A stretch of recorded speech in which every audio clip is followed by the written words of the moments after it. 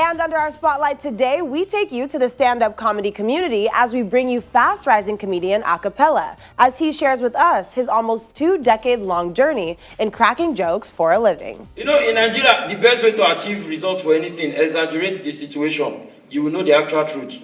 Let's say you have a house help, then you see where water pour for ground. No ask am who pour water, you go say, no. Just say, why did you leave the tap open? He say, no, madam, now the cup just follow.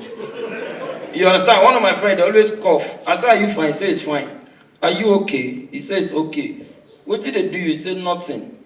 I need to know what they do. He coughed the other day. I said, boy, don't get corona. I say, me, God forbid. Now, tuberculosis, so everybody knows it. My name is Acapella. I'm, of course, stand-up comedian and radio presenter. I started in Ajegunle. I was born in Ajegunle, Lagos. I'm raised up in Ajegunle. Oh, I lived everywhere, by the way, as a young boy, you know.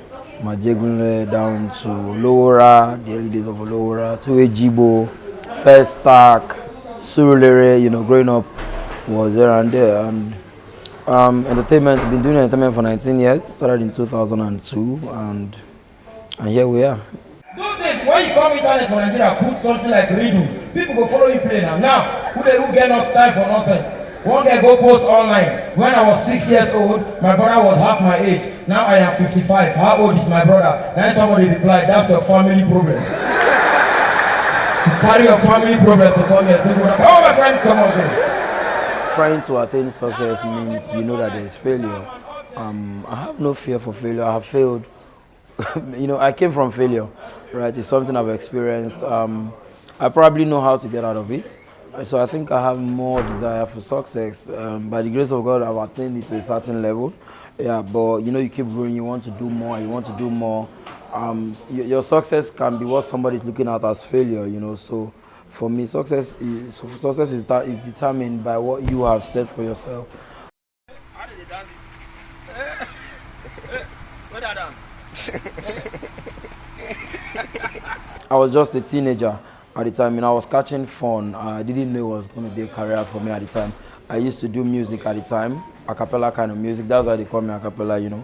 So comedy for me just happened. You know, we had a concert one night, and our MC didn't show up. I decided to fill in the gap, you know, telling jokes from old comedians I used to watch those days. Comedians like Oke Bakassi, Besoj Tara Jr., I mean, so rest in peace, late Mohammed Danjuma. You know, I was watching those guys. So I did a lot of jokes from them at the time. It was just, I had nothing to lose. I was a singer, you know.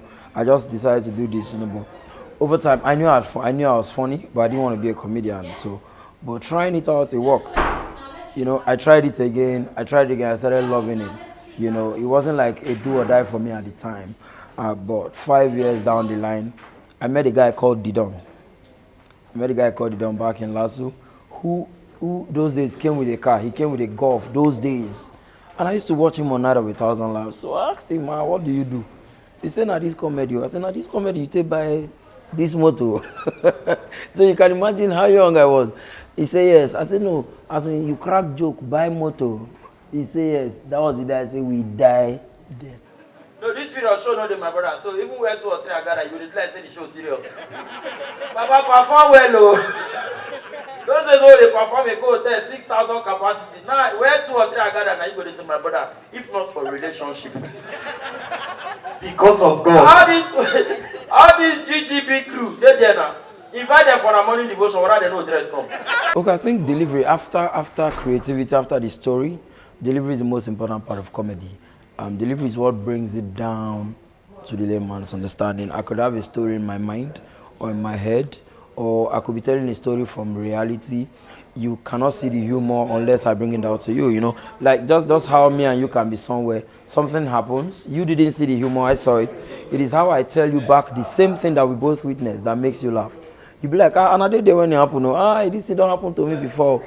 Delivery for me is something I do not joke with. And delivery varies. It's a Acapella the dollar remix. I'll be coming to Zaria Must Laugh with Mickey Laugh. Venue is the Ras Event Center. See, matter your time at 3 p.m. Go get your ticket. If I look for you, they go look for you. Now me they tell you. If I was a buyer, I'll be feeling cheated. I can't pay twice or thrice for the same product. For God's sake, I paid for the last show. This guy told this joke. I'm paying for this show. Why are you telling me the same joke? It's as though I'm paying 3 times for the same product is a huge problem. It is something that's somewhat affecting our industry right now. Because at some point we were the bride of entertainment. Everybody wanted a comedian. You go to burials, there's a comedian. You go to a wedding, there's a comedian. But we're seeing the downside right now because it's not looking to the people like it's a reputation of buy.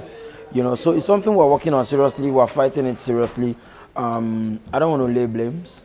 I don't want to say it's because of this person or that person. And that was why over time we were calling on the federal government at the time to come into copyright for us. We do not have laws that back these things. You tell my joke, for instance, right? What can I do to you? I come to harass you face to face. I'm even the one who's at fault for harassing you face to face. There are almost no laws to protect my original property. I'm sorry, please. Do you know the way you're shouting? Please, sir. A lot of people don't know. 50% of the skits that they shoot are stand-up jokes. We tell these jokes, so these are part of the things that we're complaining about. I tell a joke, and then the next thing you see, a social media comedian shooting a skit with my joke. It's beginning to downsize the capacity. I could write a joke and use the joke for 3 years. Initially, if I tell the joke in Lagos, I've not told it in Port Harcourt, I've not told it in Abuja, I've not told it in Kaduna, but I'll tell it in Lagos. A comedian does a skit with it, and it's told everywhere at the same time. So it begins to limit the power of my creativity. So it's something that has also given us, on the other hand, they have also given comedy a wider spread, right? Comedy is now something that everybody has on their phone. It comes to you, unlike those days when we came in the manual era. For you to be popular, you have to go to almost every show. I can do a particular stand-up performance now, and then it goes viral on social media. So I just did it at a hotel in Lagos, but they're watching it in Kaduna, they're watching it. So they water down our jokes, I'm not going to lie to you. Quite a number of them are very creative. I like Lassie Selenu, I like some number of them. Nedu Wazobia, those guys are creative, They do their own thing, but a strong number of the new guys who are coming, they just wait for a joke you tell and then it's their next skit.